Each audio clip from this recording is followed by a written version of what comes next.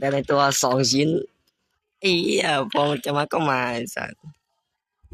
เออตอนนี้ยังไม่รู้เลยว่าจะออกไปหรือว่า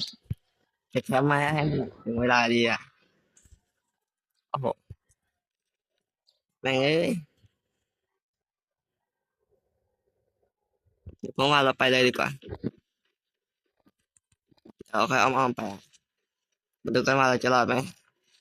โอ้ยพอมันจะมาก็มาไอ้เหี้ย2 ชิ้น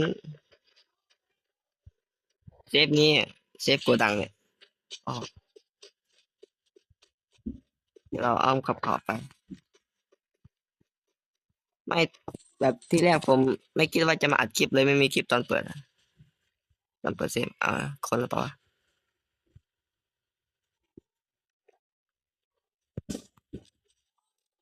ชัดเจน